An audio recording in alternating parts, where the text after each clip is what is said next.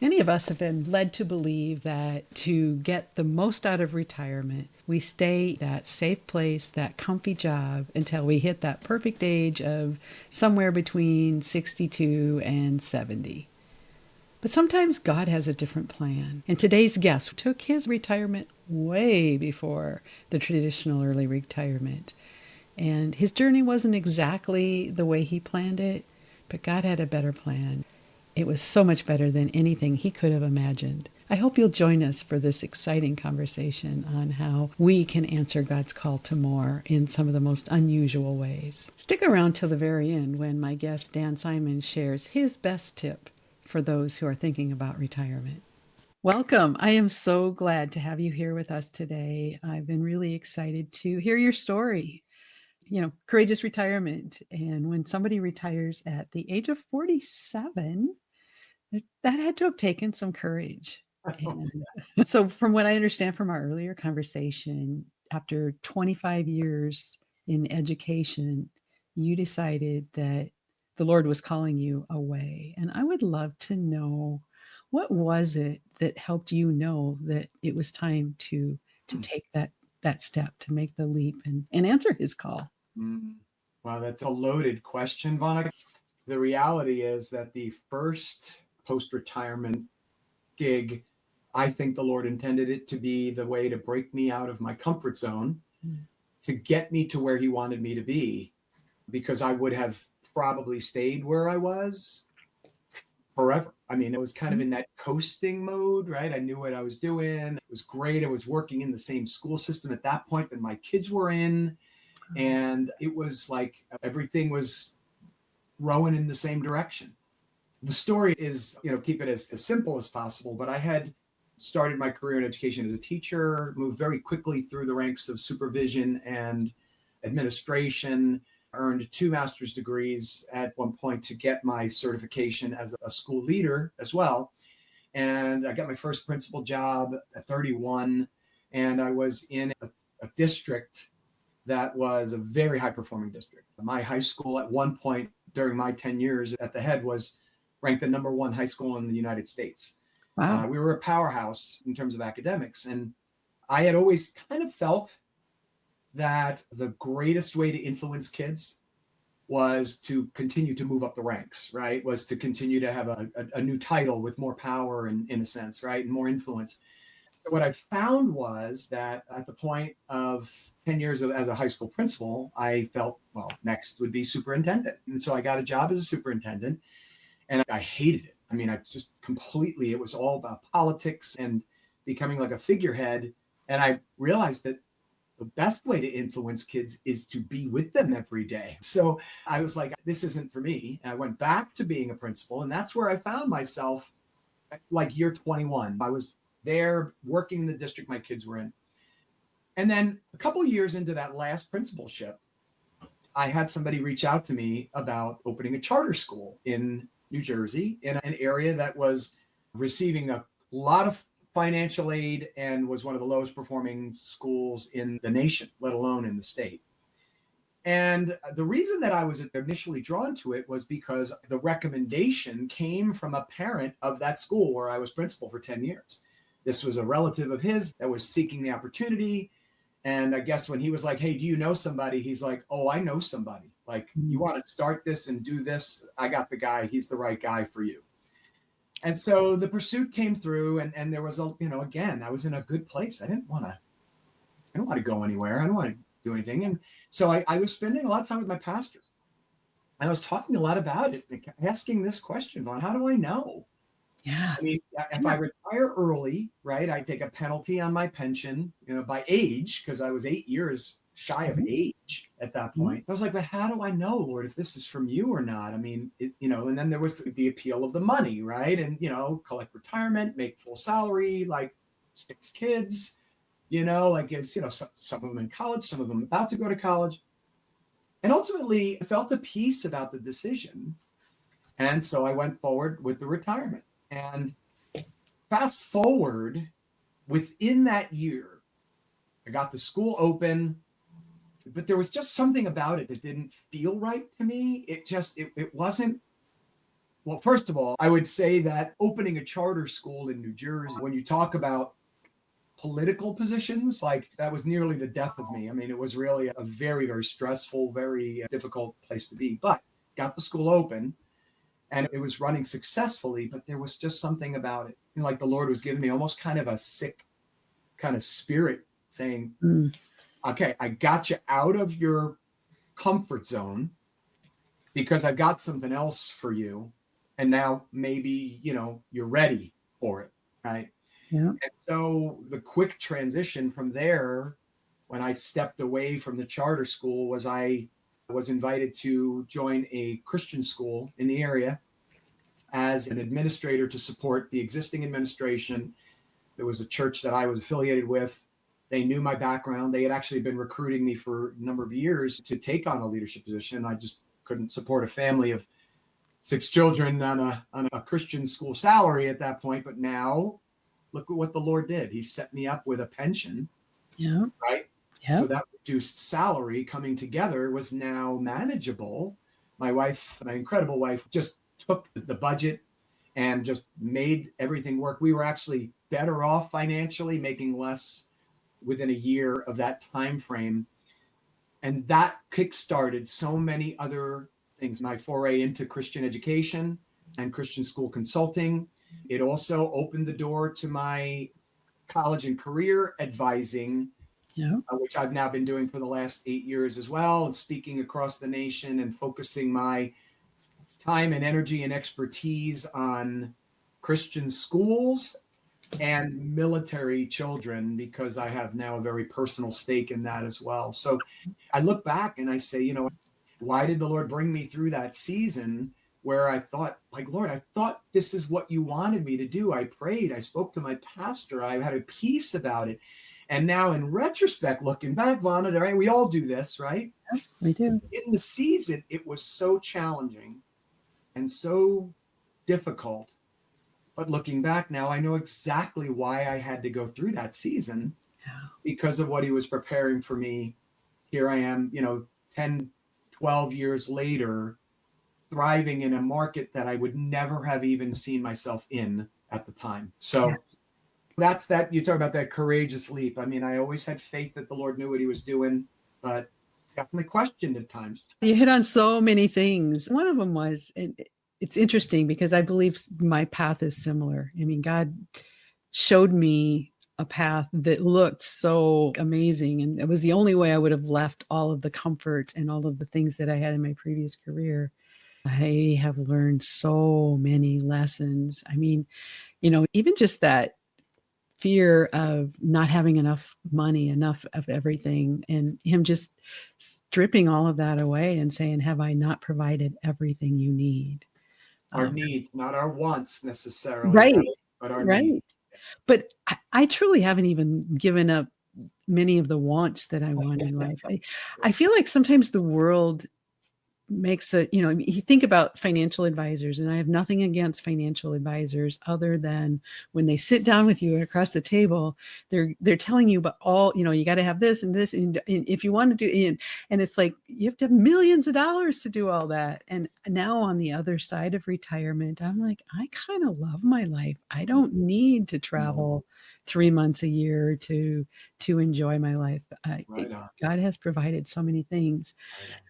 But one of the things that jumped out at me when you were talking is, and I've experienced this, there have been times when, we get this sense that, I took the wrong step. I didn't, it didn't last. So it must have been wrong. Mm-hmm. And I heard you say, definitely not. Mm-hmm. So to me, he gives us, even when we do something that doesn't feel like it was exactly the right step, he gives us lessons in there, right? Right. I try to teach that as well, to, again, from my own life experience, translating that to adolescents in the private work that I do, and even small groups that I meet with.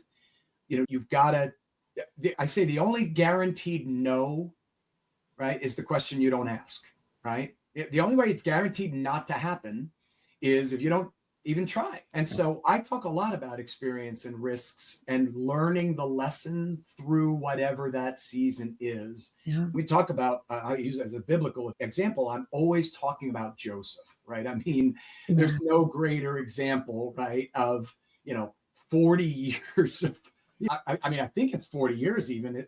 I'd have to go back and do the math on it, but from the time of being a child, right, Yeah. to these seasons of, okay, I think you're taking me through, and then nope, now I'm thrown in a pit, and then I think you're taking me through, and then nope, now I'm thrown in prison, and now no, but all of that, right? You don't think through all that time that Joseph was saying, Lord, why am I still here? Right? Yeah. Right? Why haven't you? I've been faithful. I have never cursed you. I've never given up on asking, and yet I'm still here.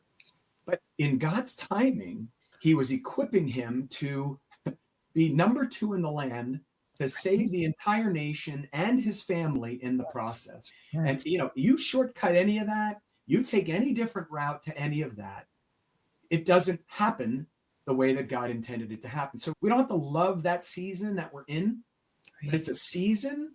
And knowing already that from my past experiences, God has always brought me out of it and showed me why I was in it. It allows me now, while I'm in it, to recognize, Lord, you're preparing me for something. And if this hasn't happened yet, there's a reason for that. I love that you brought up Joseph, because when we talked the other day, you mentioned that you've been toying around your tagline. Are you willing to share that here? Yeah. So I don't want to force you into saying something that you're not ready to expose. Well, maybe we'll get some feedback and people can tell me whether they like it or not. Well, yeah, but there's a beautiful correlation I want to share with you, only if you're willing to go there. No, sure. So right now, as I had mentioned to you, my LLC is my name, Dan Simon Solutions. And I was always told, like, if you have name recognition, then, you're going to want to stay with that. But I've always been uncomfortable with that. Like I don't want my company to be my name. And so I was exploring some resources, trying to come up with, and nothing was really sticking. And then I came across this line that really stuck with me, and it was made for more. And made for more to me was like, that's the work that I'm doing, whether it's in Christian education and trying to help counsel students, or whether it's for children in military families who either have an active service parent, have lost a parent to service, a parent that's wounded in service. They tend to find their identity through that circumstance. And the reality is that circumstance may have been allowed to happen for whatever it is that they are going to be prepared to do in their own life. And so this made for more idea for me is it's just stuck. And so unless somebody goes and grabs that name before I can make it official, it's probably going to be my rebranding at some point. Well, I encourage you to go get the website today. It's cheap. But what I love about it, of course, is that it aligns with my tagline, which is live your more. And the tagline for Courageous Retirement is answer God's call to more. Yes. But the reason I brought it up is, and I hope I don't have this wrong, but I recently did a Bible study about Joseph that was called Meant for More. And as you were talking about all of the things that he went through, God meant every bit of that for good and for Joseph. Even just for Joseph, right? Right. It was all the lives that Joseph was going to impact. And I think that's what we tend to miss sometimes, right? It's not just about what I want and getting what I want, but God is preparing to use us to impact other people for the kingdom. And we can't see that. We can't possibly see that. And probably won't ever in our lifetime. But what came up for me as you were saying that is, think for a minute of how different our world today would be had Joseph not been in the place he was and saved his family. And I mean, that was just a huge part of history and a huge part of the Bible. And it's kind of mind blowing when you think about how he can use one person to impact. Right. And I think the other piece of it that impacts me about Joseph's story is that both of the major, if you want to say life events that set him back was not something he chose. Right. I mean, being thrown in the pit and then being thrown in prison, he was doing the right things, right? I mean, he might have bragged a little too much to his brothers about his coat, right? But besides that, like, he was doing the right things. He was walking with the Lord, Yeah. right? I Yeah. mean, the whole reason he was thrown in prison was because he avoided sin, and yet God allowed him to be imprisoned. I mean, what a powerful image, right? For this idea of how can God allow Right. bad things to happen, negative things to happen to good people, to Christian people? Like, how can he allow it? Because God is sovereign and God knows, and we don't. Well, and I love that because I think there's a misperception out there in the world that if I just become a Christian and follow the path, my life is going to be, just all roses and Said no Christian ever. sunshine. And yeah, and it just doesn't work that way. And I mean, even in the world today, with all of the things that are happening around us that could be extremely scary, we know that God can use even this season for good. And Amen. we just need to trust him. And yeah, it was funny because I was going to jump in along with you. Even though my path hasn't always been exactly in alignment with where God would have wanted it to go. And we aren't going to go into the details about that. It's all in the book. It's not like it's a secret. I just don't want to waste the time today. But he used that to turn my life completely around. Having an unplanned pregnancy when I was in college turned out to be one of the best things that ever happened to me. And so many people make choices because they feel like this is bad, it's going to ruin my life. And we just have to trust him. Right. That's right. So yeah, thanks. I love all of that. And I think what I love about your story is that, it's like you retired, you took that path. It wasn't wrong, but it wasn't necessarily the path. Right. But it was okay because God will redirect us. If we get on a path that's not exactly where he wants us to be, we don't have to be afraid that it's there. That's right. He will, so when I retired 8 years ago, shortly after that, I was approached to fill a position on our city council. The councilman had just been elected mayor, and so he called and asked if I would fill his place, which was a huge honor. Sure. And I said yes. And literally today, as we record this, is the last day of my seat on city council. And it's been a joy to serve. And I know that it's been an important part of my progression. But I also know that God has just put a longing in me that it's time to move on. There's more to what he wants me to do. So retirement doesn't have to be forever. It doesn't have to be sit back and just do nothing and eat bonbons all day. It just means opening ourselves up to the next step, whatever he might be leading us to. Well, that's so well said. Yeah. In fact, I think we can also get caught up in filling our plates with too much, right? Because we're you and I are the type of people who are doers, right? We always have to have something to do. And you talked about your city council position. I had just relocated from New Jersey to North Carolina, and I was like, I want to serve my town, and I got elected to a committee. And I recently stepped down from that because I found it through a sermon that was, and it was constant. It wasn't just the sermon; it was other messages I was listening to were saying the same thing. Like, we've got to begin to really filter what we're spending our time on. Amen. Does it help us accomplish what we believe God is calling us to do? And if it doesn't, then it just takes away, it just distracts. And as a result, it actually hinders our ability, right, to do what God's calling us to do. So I stepped away from that. I'm trying to say no to things that don't really matter. My wife is a tremendous partner in that. I have to say, I have learned more probably in recent years than ever before to trust her perspective as well. Just to say like, hey, here's this. What do you think about this? Because the voice of God doesn't always just come directly, into us, through our ears and our eyes. It comes sometimes through the people he's given us, right, to love on us and surrounds us with. So yeah, it can be the opposite too. Sit on the couch, and watch Netflix all day, or get out and just stay so busy that we still have never really found what it is that God's calling us to do. In my book, Equipped for More, I give the 10 habits that help us boldly fulfill our calling for him. And I think the top 3 are so important. We need to be in the word. We need to be in prayer, and we have to stop and listen. So many of us miss that third one, or they pick two of the three. It just seems like, there's all kinds of people out there. I pray all the time. I pray. Oh, he's talking to me. I'm listening. But they haven't opened their Bible to see if it really aligns with what he wants. And it's just critical that we do that. And that's what you said reminds me. I do hear people often say, I was in prayer and the Lord spoke to me. The Lord said to me, and there was a while there, I thought like, what am I doing wrong? I don't feel like I've ever really had that audible voice of God, and I say, now, is that because I'm not sitting still long enough to listen?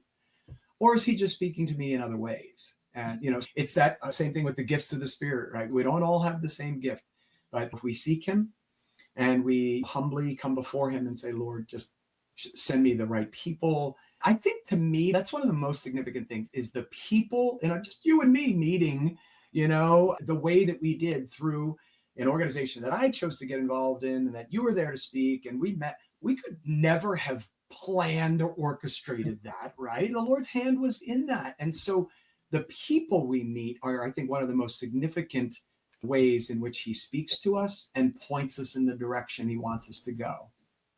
I agree with that. And I'm a huge follower of Del Tackett. He did the Truth Project and then the Engagement Project. And in the Engagement Project, he talks about loving our neighbors and that God was very physical about where he put us and who our neighbors are. And sometimes we get this perception that, it's like, what the guy in the Bible, well, who is my neighbor? And we have this tendency to think that we have to go across the country, the world, or whatever. And sometimes that person is right in our backyard and they need to know Jesus more than anybody. And you might be the person there to talk to them about him. But first, you have to develop that relationship. You can't just lead with, Right. maybe sometimes that works, but I mean, the phrase, Vana, that I think it's been attributed to Augustine. I really should research it since I use it so much. But the idea that, preach the gospel and when necessary, use words. My prayer more than anything else is to let my actions and let the way that I treat people, speak to people, react to people, respond to people, point them to him, but at least to open the door to a conversation, to say, no one's ever spent that kind of time with me or spoken to me that way or come alongside me in that way.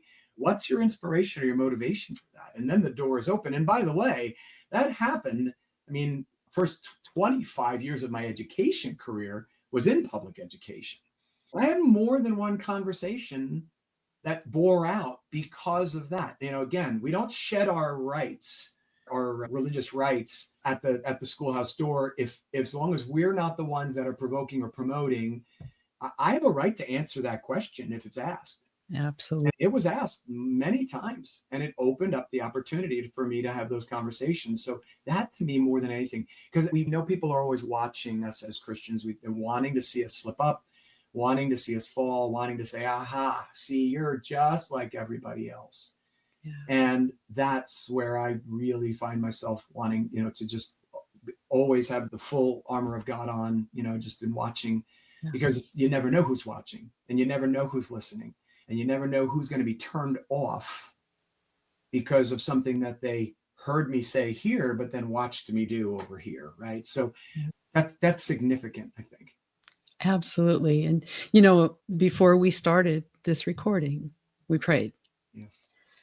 And what you just said reminded me of that prayer. And that is pray for wisdom, pray for discernment.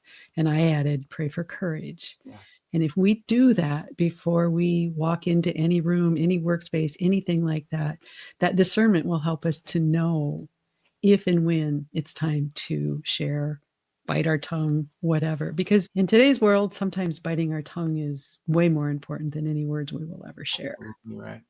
Absolutely right. I have friends from high school going way, way back. We get together pretty much once a year, and they know my religious beliefs and they know my political beliefs. But when we get together, we have great conversations. Yeah. And they've said to me before, you're the only person from that side of the aisle, if you will, that I've ever even been able to have a conversation with, because it's typically about, let me shout louder than you. I believe that in order to build a relationship, you have to be open to understanding why someone believes what they do. to connect with them on that level, to make them feel heard. And in the end of the day, if we don't agree, we don't agree, but I'm going to respect where you come from. And I'm always going to be here to be able to support you and come alongside you if you need me. I mean, that's Christ, right? That's what he modeled for us. And who are we to deviate from that in the way that we treat one another, on everyday interactions?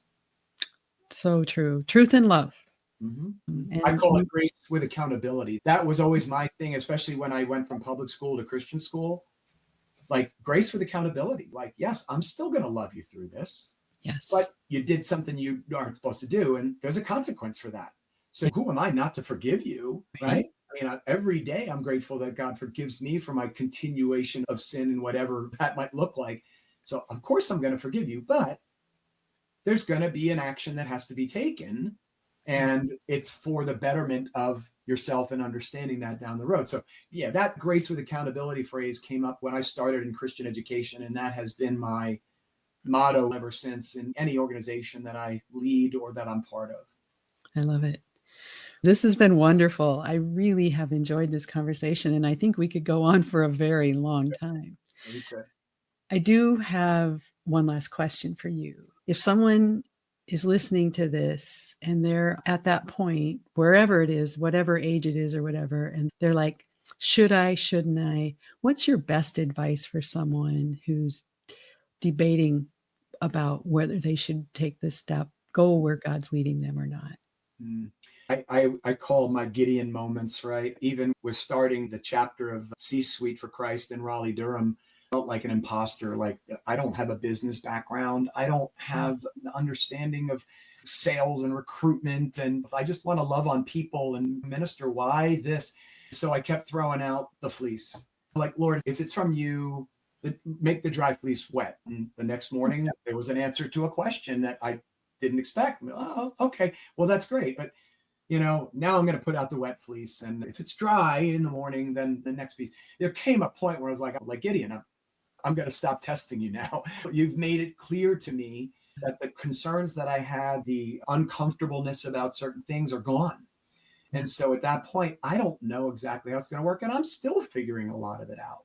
But I have faith that God brought me for a purpose, to meet people, to impact people. And I've always struggled with that idea. And I think people who are thinking about stepping away and starting something, there's that question about the ideal client, right? The ICA. Mm-hmm. I started with, I'll help anybody, right? I mean, and I was told that's great, but that's not an ICA, right? I mean, you've got to have, the exact who's sitting across from you. How old are they? What's their name? Yeah, right. Have a name. I'm not there yet, but I'm getting clarity and I'm getting closer because I'm really starting to focus on opportunities where he opens a door. And I've always been a believer. If he opens the door, I'm going to step through it. Yeah. And I'm going to pray that he either opens it further for me to step further in, or preferably doesn't slam it, but kind of gently closes the door so I back away and I know there's a different door for me to walk through, right? But I'll never know that if I don't trust him enough to step through the door in the first place. So I think for me, it's that. I think, you have to have a period of time of, there are pros and cons. Yeah. What are the sacrifices that I would make? How would this impact my family, my spouse, my children, my relationships? What are the skills that I don't have that I think I need to be successful here? And who can I surround myself with that are going to perhaps help lift me up? The Aaron to raise Moses' arms up, right? I mean, who are those people going to be? And I think when those people show up and you start recognizing the clarity to some of those things that you feel like you're lacking, then that's the place where we know it's been the enemy the whole time. And I always tell kids this too, especially once we've gone through a lot of trauma. The enemy won't bother you if you aren't going to have some kind of impact for the kingdom, right? He'd leave you alone. I mean, if you're not going to affect or impact the kingdom, why would he bother you? So when you begin to have doubts about something that you think you're going to do and you're going to serve God in it, and you're going to give God the glory, and you're going to lead people to Christ through it, you could probably expect that you're going to run into doubt and you're going to run into challenges, which just for me, it further solidifies the idea that this is where the Lord wants me to be. Yeah. Oh, that's really beautiful. So if someone is listening today and they're in that Raleigh-Durham area, Mm. and they're intrigued by this C-Suite for Christ idea, how could they get a hold of you to learn more about it? Sure. Well, we have a LinkedIn page. The C-Suite for Christ has a national, and then we have our separate chapter pages. So C-Suite for Christ Raleigh Durham can be found on LinkedIn. I have, of course, a personal contact on LinkedIn as well. And then I would say, if there's a place in the podcast to put my contact information, I would love to share my cell phone, my email address, and not even just about C-Suite for Christ. I mean, anybody who's in that place of like, I am on the fence and I just don't know if I'm too young. I actually was just having this conversation with my best friend earlier today. Like, he saw something and he's like, I think I'm ready. And I'm just not sure. And I said, well, the first thing you got to do is put your hat in the ring, because if it's not meant to be, it'll be no. But now you're taking that leap of faith in a sense of, but I'm stepping out of my comfort zone to something else. Yeah. And that may be all you need to do for God to say, oh, now you're ready. All right, well, I have something else for you. So I'd love to just talk anybody through that place where they are, where they're not sure, or they just have doubts and maybe just want to chat about it. That's where I believe God has led me at this point in my life, in my professional and personal life, and I'm ready to answer the call wherever God points. I love it. I will absolutely put your contact information in the show notes. So anybody and this is going to be both video and audio. So it'll be in both places. I just got my hair cut. Then he always does a great job of that too. So. Yeah, no, perfect. This has been wonderful. And I just want to thank you so much for taking the time to visit with us today. There's so many words of wisdom, gold nuggets here that we can take. And I'm going to finish with one thought that you shared the other day when we visited. And I thought it was really cool. And you talked about getting to our Nineveh, right? I'm going to reiterate that. Yeah, would you do that one? I use this with kids because I think it's a visual that they can understand. But, when I do my vocation, college, and career training in Christian schools, particularly because I can use scriptural references there, always talk about starting sooner than later, right? To try to explore, what has he gifted me with? What am I good at? What do I like spending my time doing? Because so many adults change jobs multiple times, takes them sometimes 3 or 4 decades to find that place where they want to be. But, eventually they find it. And so I always like to reference Nineveh and say, look, Jonah had a chance to go to Nineveh through the route that God told him, I want you to go. And he could have taken a camel or taken wherever, and he could have ended up in Nineveh, right? He chose not to, but he still ended up in Nineveh when the whale vomited him out of his mouth onto the shores of Nineveh, right? So no matter what, when God has a calling on our life, right, we're going to end up where God is calling us and wherever it is that he's preparing us for. The question is, how do you want to get there, right? And so to me, that visual is a great way to say, I feel like God might be calling. All right, well, what's the first step towards Nineveh that you need to take, right, to see? And if you are going the wrong direction, you can be pretty sure there's going to be a whale that's going to swallow you up, spit you out where you belong and where you should be. Beautiful, beautiful analogy. And I think it's a great place to end our conversation. So thank you so much, Daniel. I have enjoyed this so much. And I look forward to additional conversations in the future. As well. Thank you so much for having me, Yvonne. I really appreciate it. And again, glad to be a point of contact for anybody who just wants to chat. Perfect. This conversation really reminded me of chapter 14 of A Different View, called The Expectation Shift. And in that, I talk about a lot of things and how sometimes we get dissatisfied or we have doubts in our life and we start making changes and don't realize that God doesn't always let us in on his plans, or we don't get to see his perspective. And one of the paragraphs that relate to that is, I've learned that God doesn't always work in the way we think he will or how we would do it. We have a tendency to think we'll take the direct route from where we are to where we want to go. But God often will lead us around obstacles and challenges we cannot see. Or he will allow us to take the route with numerous barriers so we can learn lessons to grow in our faith. We often forget that he sees what is along our journey and prepares us for the challenges ahead. There's so much more in this chapter that I felt really related to my conversation with Dan today, but I wanted to share that with you. I also wanted to share with you a verse that came up. It's Ephesians 2:10. We are God's handiwork, created in Christ Jesus to do good works, which God prepared in advance for us to do. You see, just because we retire doesn't mean that we are truly done with the work that God created us to do.